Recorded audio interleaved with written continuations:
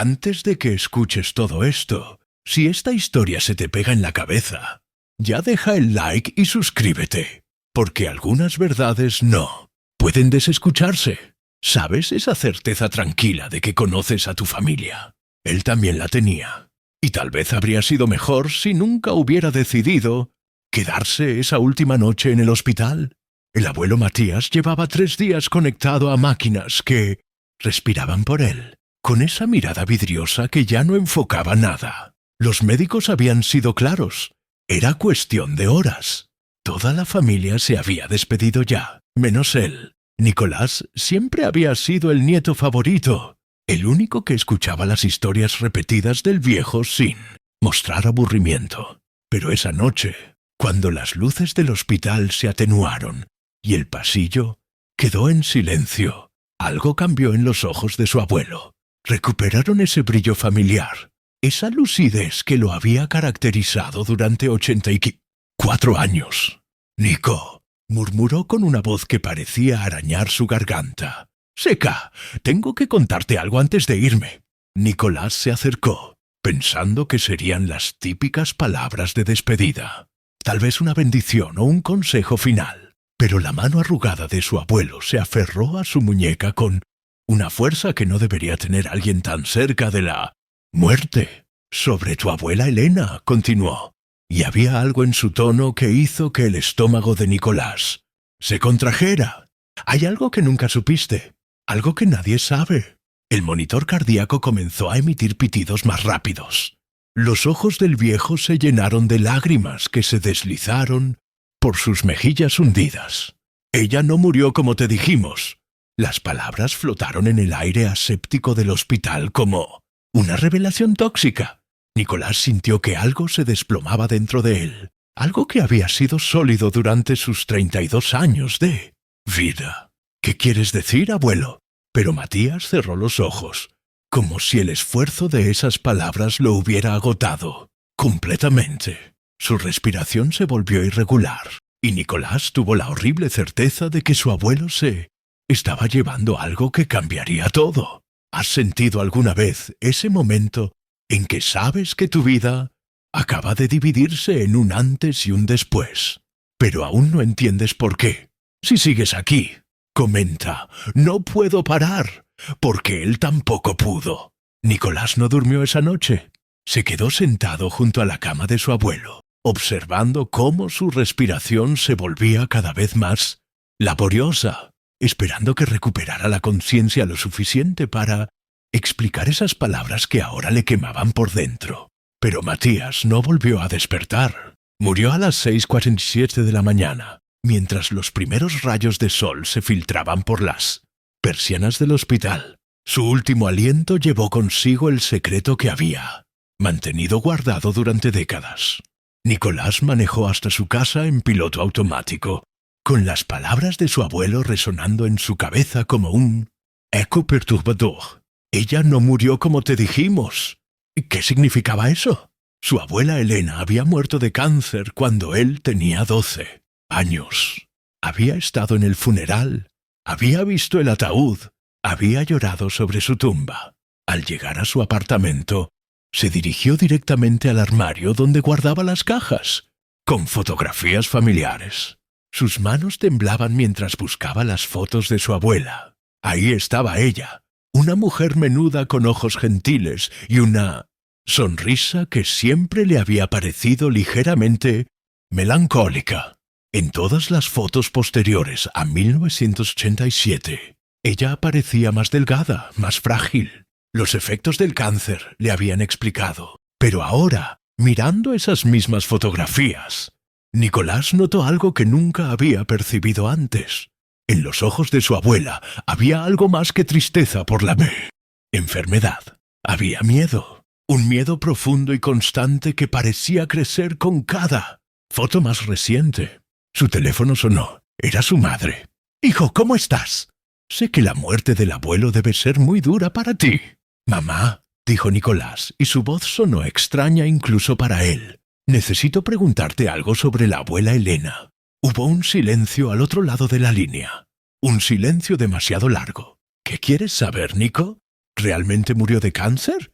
Otro silencio. Esta vez, Nicolás pudo escuchar la respiración entrecortada de su madre. ¿Por qué preguntas eso?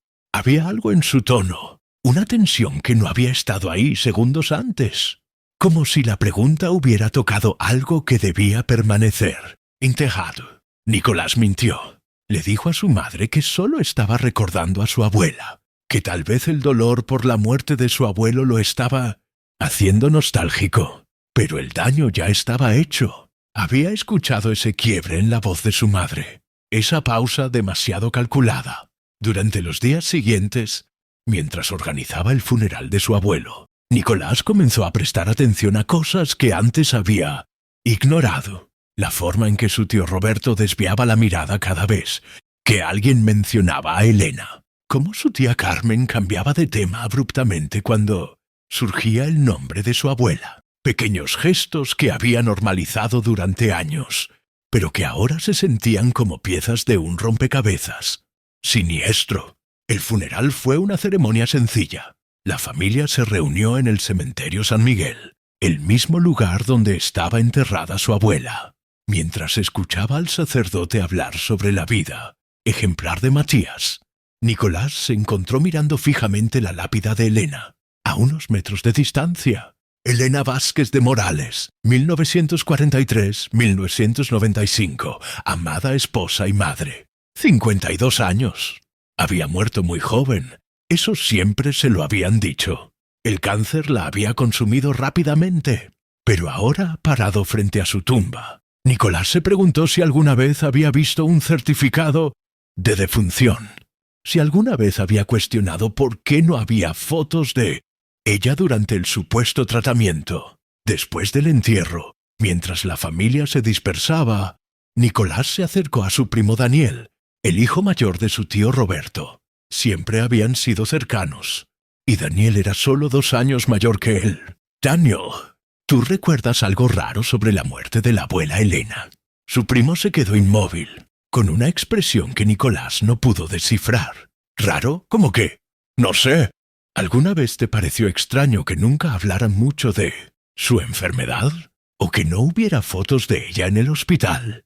Daniel miró a su alrededor, como si quisiera asegurarse de que nadie más pudiera escucharlos. Nico, dijo en voz baja, hay cosas que es mejor no saber. Y ahí estaba otra vez, esa sensación de que todos sabían algo que él no sabía, como si hubiera estado viviendo en una versión editada de su propia historia familiar. ¿Has sentido alguna vez que todos a tu alrededor comparten un secreto del que tú has estado excluido? Si estás sintiendo ese escalofrío, comenta, esto va a dar pesadillas. Nicolás decidió que necesitaba respuestas concretas.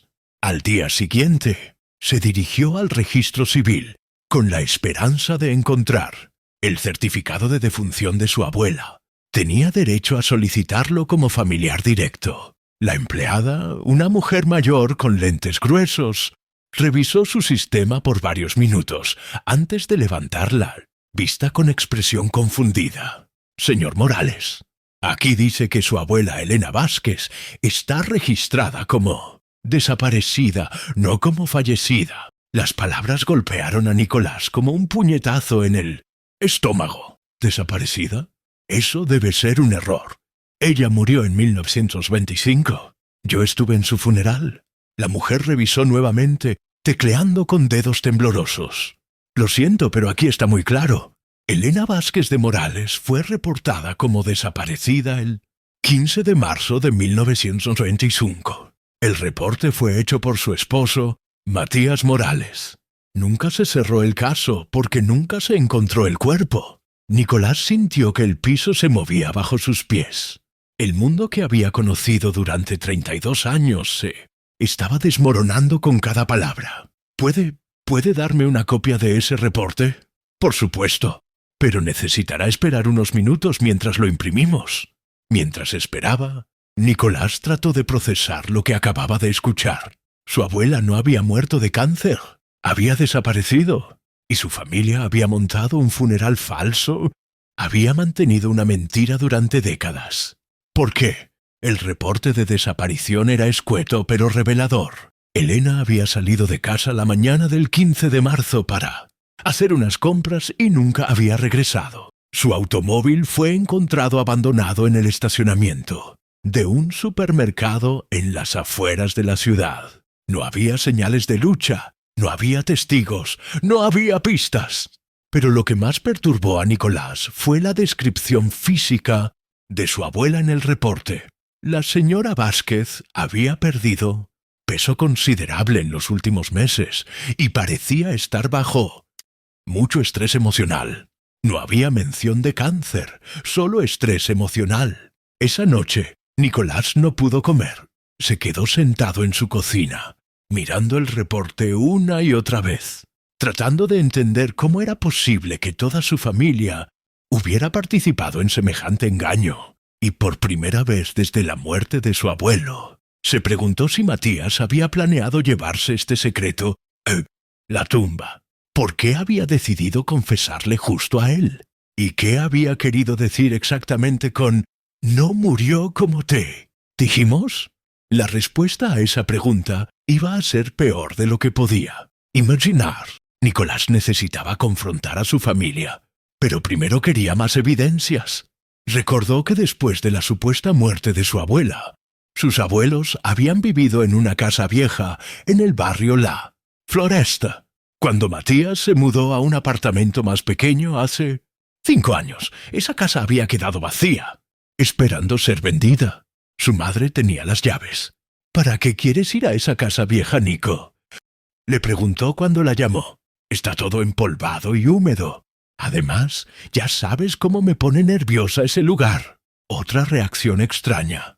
Su madre nunca había mencionado antes que la casa la pusiera nerviosa. Consiguió las llaves con la excusa de que quería revisar si había objetos de valor que pudieran recuperar antes de la venta. Pero cuando llegó a la casa esa tarde, Nicolás sintió algo que no había experimentado nunca antes. Al visitarla, una opresión en el pecho, como si el aire fuera más denso. La casa olía a humedad y a algo más. Algo que no pudo identificar, pero que le revolvía el estómago. Polvo, sí, pero también un aroma dulzón y desagradable que parecía emanar de las paredes mismas. Comenzó por el dormitorio principal, donde habían dormido sus abuelos. El armario estaba vacío, pero cuando movió el ropero para limpiar detrás, encontró algo que le heló la sangre. Arañazos en la pared, marcas profundas en la pintura, como si alguien hubiera rasguñado desesperadamente con las uñas. En el cajón de la mesa de noche de su abuelo, encontró algo más perturbador, un diario. Las primeras entradas eran normales, habladurías sobre el trabajo y la familia, pero a medida que avanzaba en las fechas, el tono cambiaba dramáticamente. 15 de febrero de 1995. Elena ha estado actuando extraño. Dice que alguien la sigue, que recibe llamadas donde nadie habla. Creo que está perdiendo la razón. 28 de febrero de 1995.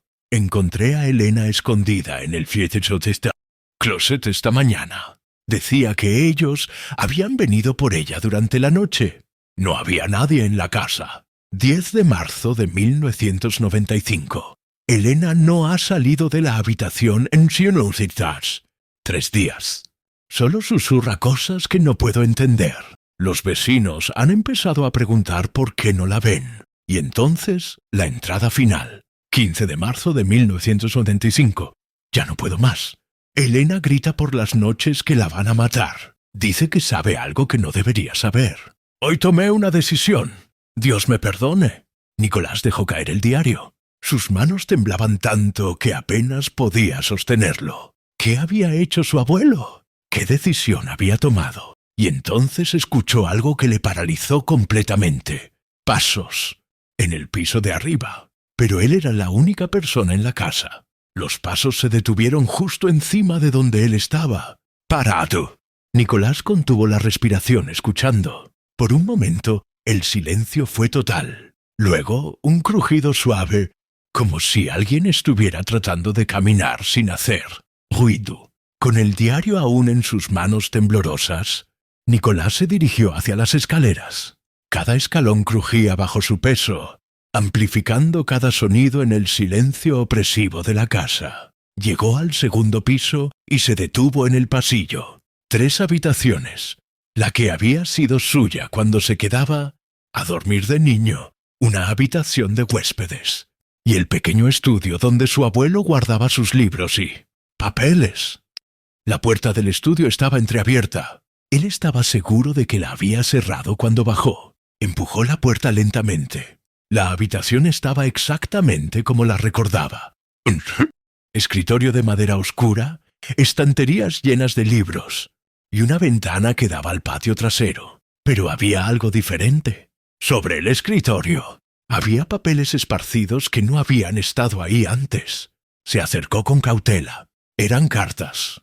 Cartas escritas con la letra inconfundible de su abuela, Elena. La primera estaba fechada el 10 de marzo de 1995, 5 días antes de su desaparición. Matías, sé que vas a encontrar estas cartas después. Necesito que sepas que no estoy loca, aunque todos piensen que sí. Vi lo que vi esa noche en el sótano de la casa de Roberto. Sé lo que han estado haciendo. Sé por qué necesitan que me calle. Nicolás sintió que su corazón se aceleraba. ¿El sótano de la casa de su tío Roberto? ¿Qué había visto su abuela? Continuó leyendo. He estado recibiendo llamadas amenazantes. Voces que no reconozco me dicen que si hablo, algo malo le pasará a Nicolás. Es solo un niño, Matías. No puede pagar por lo que yo descubrí. La mención de su propio nombre le produjo náuseas. Su abuela había estado tratando de protegerlo. ¿Pero de qué? La segunda carta estaba fechada el 14 de marzo. Ya no puedo salir de casa. Están vigilando. Anoche vi una sombra en el jardín. Esta mañana encontré la ventana de la cocina forzada. No sé cuánto tiempo más pueda resistir. Si algo me pasa, busca en el sótano de Roberto, debajo de las tablas sueltas. La verdad está ahí. La última carta era apenas legible, escrita con una letra temblorosa. Matías, creo que van a venir por mí esta noche. Si me encuentran, no dejes que digan que me suicidé o que me volví loca. Había dinero involucrado, mucho dinero, y gente importante. Roberto no está actuando solo. Cuida a Nico. No dejes que sepa la verdad hasta que sea seguro. Nicolás dejó caer las cartas. Sus piernas apenas lo sostenían. Su abuela no había estado loca. Había descubierto algo terrible. Algo que involucraba a su propio tío Roberto, y habían... ¿qué? ¿La habían secuestrado? ¿Asesinado? Y entonces comprendió algo que le provocó una arcada. Su abuelo había sabido todo este tiempo que Elena no había muerto de cáncer. Había participado en el encubrimiento. ¿Pero por qué había decidido confesarle antes de morir? ¿Culpa? ¿O había algo más? Si todavía estás aquí, comenta, Roberto sabe algo, porque ahora todo tenía sentido. Nicolás necesitaba ver ese sótano, pero no podía simplemente presentarse en casa de su tío Roberto y pedir acceso. Necesitaba un plan. Recordó que Roberto trabajaba como contador en una firma downtown y que su esposa Carmen daba clases de piano los martes y jueves por la tarde. Era jueves. La casa de Roberto estaba en el mismo barrio donde había crecido Nicolás, a solo 6 cuadras de la casa de sus abuelos. Era una construcción de 2 pisos con un jardín bien cuidado y una fachada que siempre había parecido acogedora. Ahora, viéndola con esta nueva perspectiva, le parecía amenazante. Estacionó una cuadra más lejos y caminó hasta la casa, tratando de parecer casual. Sabía que Roberto guardaba una llave de repuesto bajo una maceta en el patio trasero. Lo había visto usarla varias veces durante las reuniones familiares. La llave seguía ahí. Sus manos temblaron al introducirla en la cerradura. El interior de la casa olía a lavanda y limón, un aroma doméstico que contrastaba violentamente con lo que él sospechaba que iba a encontrar. Se dirigió directamente al sótano. La puerta estaba en la cocina, parcialmente oculta detrás de una despensa. Cuando descendió las escaleras de madera, el aire se volvió más frío y húmedo. El sótano era más grande de lo que recordaba de su infancia. Roberto siempre les había dicho que era solo para almacenamiento, lleno de cajas navideñas y herramientas viejas. Pero ahora, con una linterna del celular, Nicolás pudo ver que una sección del sótano había sido renovada. Había una pared nueva, más reciente que el resto de la construcción, y en el suelo, exactamente como había descrito su abuela, había tablas que se veían ligeramente sueltas. Con una palanca que encontró entre las herramientas de Roberto, logró levantar 3 tablas. Debajo había una caja metálica enterrada en la tierra. Sus manos temblaron al abrirla. Dentro encontró fotografías que le revolvieron el estómago. Imágenes de hombres mayores con niños. Reconoció algunas caras, empresarios locales, un juez que había aparecido en los periódicos, incluso un sacerdote de la parroquia donde había hecho su primera comunión. Pero lo que más lo perturbó fueron los documentos.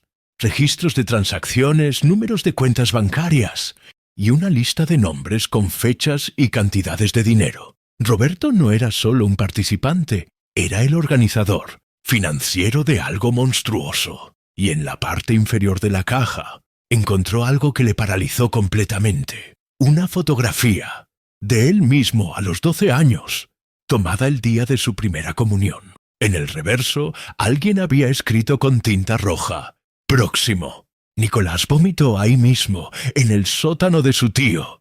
Comprendió por qué su abuela había estado tan desesperada. Por protegerlo. No había estado paranoica. Había descubierto que él estaba en la lista. Y entonces escuchó el sonido de una puerta cerrándose arriba. Pasos familiares en el piso de la cocina. Roberto había llegado a casa temprano. Nicolás escuchó la voz de su tío arriba, hablando por teléfono. Sí, alguien ha estado husmeando. La casa de papá fue registrada. No sabemos qué encontró. Claro que puede ser Nicolás. Él era el favorito del viejo. El pánico se apoderó de él. Tenía que salir de ahí. Pero Roberto estaba directamente encima de la puerta del sótano. Tomó su teléfono y comenzó a fotografiar todo.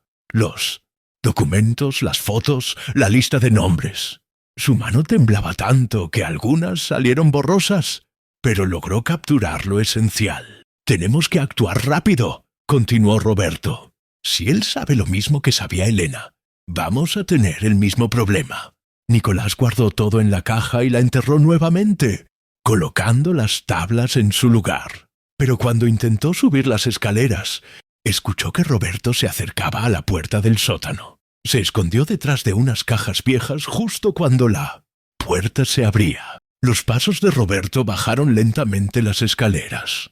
Nicolás pudo ver sus zapatos de cuero negro, los mismos que había visto en miles de reuniones familiares. «Sé que estás aquí, Nico», dijo Roberto con una voz que no sonaba como la del tío cariñoso que había conocido toda su vida. «Tu auto está estacionado en la cuadra. Siempre fuiste malo para esconderte». Nicolás contuvo la respiración. Su corazón latía tan fuerte que estaba seguro de que Roberto podía escucharlo. «Tu abuela también se escondía al final», continuó Roberto, y había algo sádico en su tono. Se escondía en el closet, temblando como un animal asustado. ¿Sabes cuál fue su error, Nico? Pensar que podía chantajearnos, que podía usar lo que sabía para protegerte. Los pasos se acercaron más a donde se escondía Nicolás. Pero el plan cambió cuando murió el viejo Matías. Ya no teníamos que mantener el secreto por él. Ya no teníamos que fingir que Elena había muerto de cáncer. Nicolás se dio cuenta de algo horrible. Roberto sabía que él había estado en la casa de sus abuelos. Había estado esperando este momento. «Sal, Nicolás.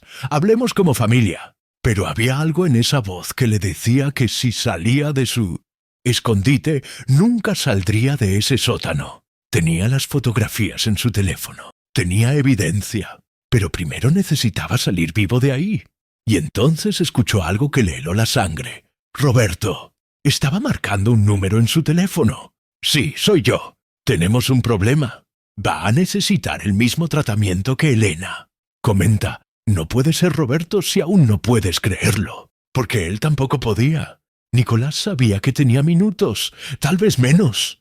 Antes de que llegara quien quiera que Roberto hubiera llamado, necesitaba una distracción. Comenzó a tirar cajas desde su escondite, creando ruido en el lado opuesto del sótano.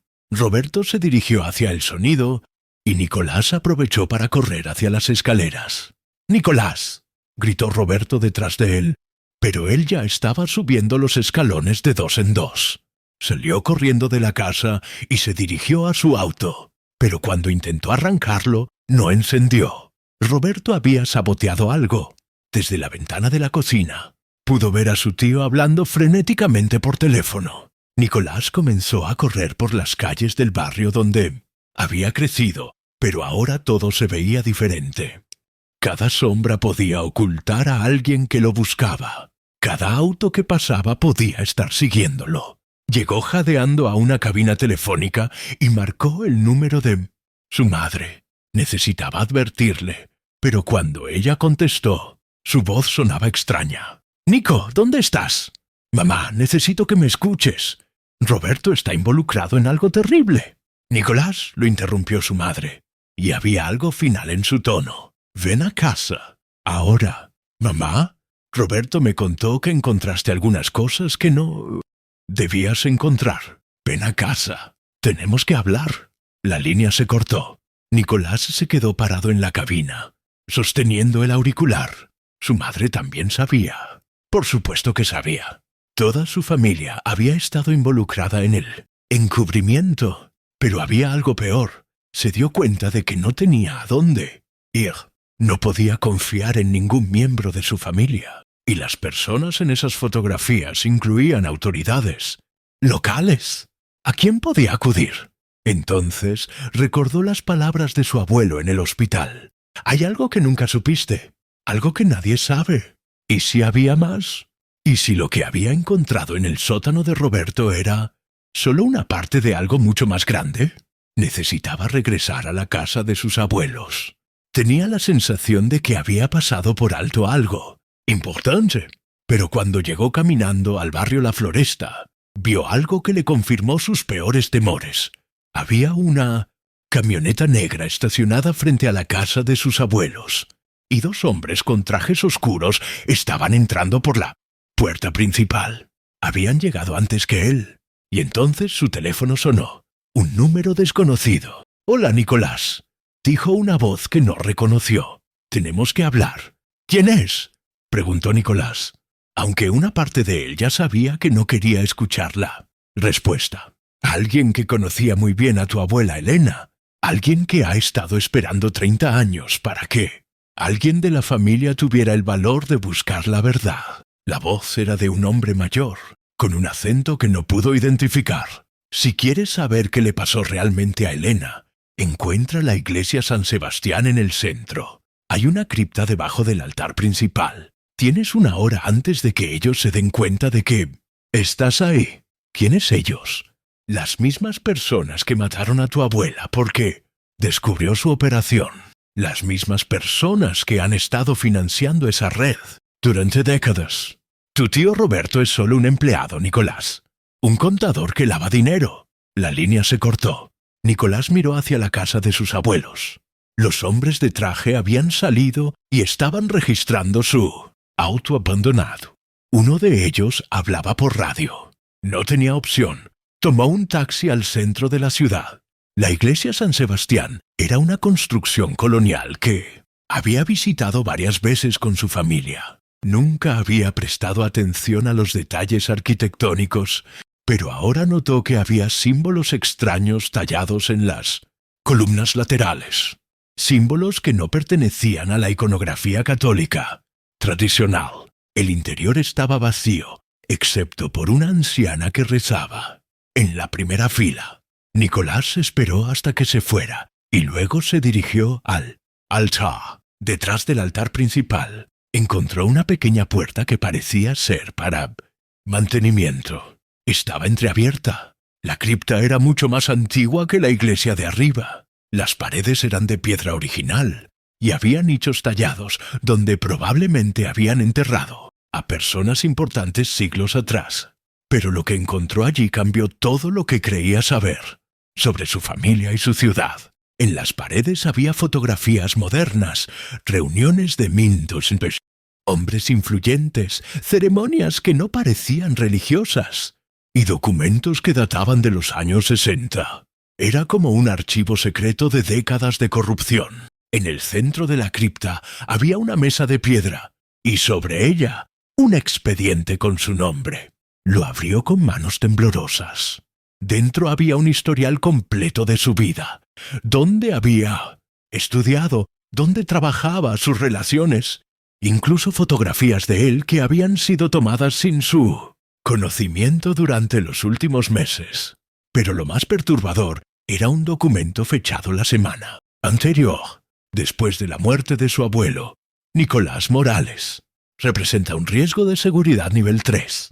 Recomendación: neutralización inmediata después de la muerte del custodio. El custodio era su abuelo. Matías había estado protegiendo el secreto durante 30 años y su muerte había activado algún tipo de protocolo. ¿Encontraste lo que estabas buscando? Nicolás se dio vuelta. Un hombre mayor con cabello blanco estaba parado en la entrada de la cripta. Era alto, elegante y había algo familiar en sus ojos.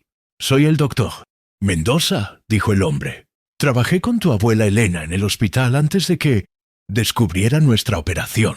Usted la mató». El doctor Mendoza sonrió, pero no era una sonrisa amable. «Tu abuela se mató sola, Nicolás, el día que decidió seguir a Roberto hasta una de nuestras reuniones. El día que decidió tomar fotografías. El día que decidió que podía chantajearnos para protegerte. Se acercó más, y Nicolás pudo ver que llevaba algo en la mano. Una jeringa. El problema con Elena es que no entendía la escala de lo que había descubierto. No era solo un grupo de hombres depravados. Era un sistema. Jueces, políticos, empresarios, médicos.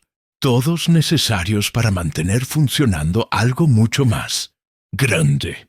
¿Qué le hicieron? La misma cosa que vamos a hacerte a ti. Una sobredosis de insulina. Parece un ataque cardíaco natural. Tu abuelo nos ayudó a deshacernos del cuerpo porque sabía que si no cooperaba, tú serías el siguiente. Nicolás se dio cuenta de algo horrible.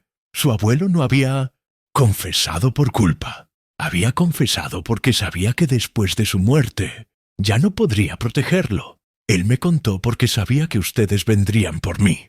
Matías era un romántico, dijo el doctor Mendoza, acercándose con la jeringa.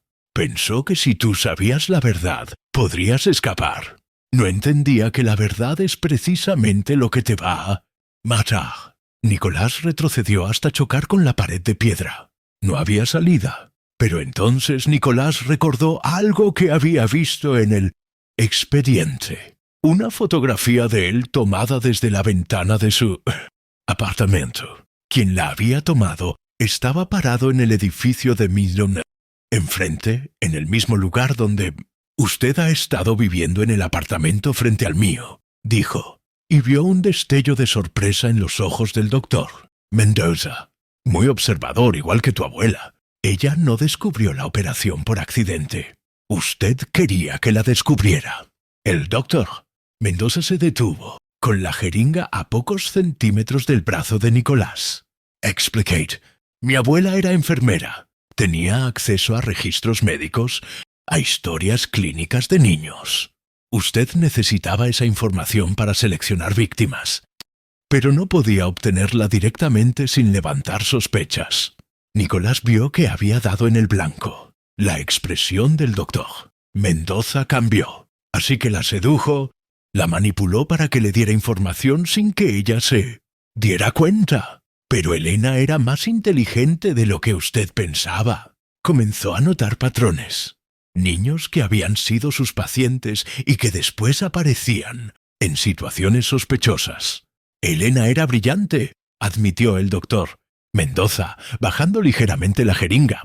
Demasiado brillante para su propio bien. Y cuando ella lo confrontó, usted le dijo que si hablaba, algo me pasaría a mí.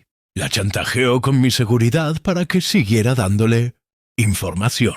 Durante 2 años funcionó perfectamente. Elena nos proporcionaba los perfiles médicos y psicológicos que necesitábamos y nosotros manteníamos a su nieto seguro. ¿Pero qué cambió?